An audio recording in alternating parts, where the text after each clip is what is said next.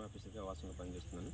మన ITDA Seethampeta ITDA ప్రాంతంలో సుమారుగా 70 నుంచి 76% వరకు క్యాష్ క్రాప్గా క్యాష్ను పండించడం జరుగుతుంది.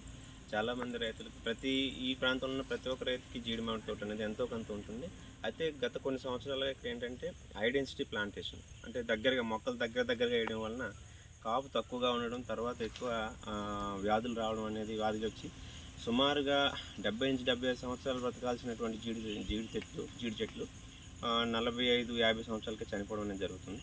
ఈ జీడి మామిడి తోటలో ముఖ్యంగా వచ్చే వ్యాధులు ఏంటంటే స్టెమ్ అండ్ రూట్ బొరడు, వేరు మరియు కాండం తొలిచే పురుగు, అదేవిధంగా పూత సమయంలో టీ మస్కిటో బగ్ అనేది వస్తుంది.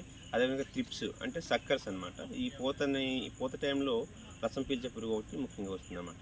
వీటిని నివారిస్తూ ఉత్పత్తిని పెంచడం కోసం అని చెప్పి వాసన సంస్థ మేము ఇక్కడ ఒక ఇంటెన్సివ్గా ఒక యాక్టివిటీ చేయడం జరుగుతుంది. Eco intensification in kaju orchards అని చెప్పేసి ఒక యాక్టివిటీని చేయడం జరుగుతుంది.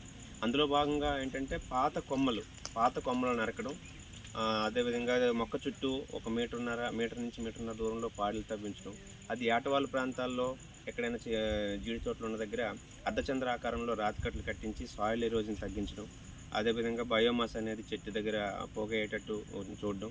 దాంతోపాటు ఈ రూట్ అండ్ స్టెమ్ బోరర్ ఏదైతే వేరు తొలుచు కాండం తొలుచు పురుగు ఉందో దాన్ని నివారించడం కోసం సున్నపు పోత అనేది చెట్ల కాండాలకు పోయడం. తర్వాత ఇదంతా మేమంతా నేచురల్ ఫార్మింగ్లో చేస్తున్నాం కాబట్టి నేచురల్ ఫార్మింగ్లో చేసిన ఇందులో భాగంగా నీమ్ ఆయిల్, వేప నూనె కానీ లేదంటే వేప పిండి తాలూకు కషాయం కానీ చెట్లకి స్ప్రే చేయడం ద్వారాగా ఈ వ్యాధి నివారణ చర్యలు అనేవి చేపట్టడం జరుగుతుంది. సుమారుగా ఇక్కడ మేము ఈ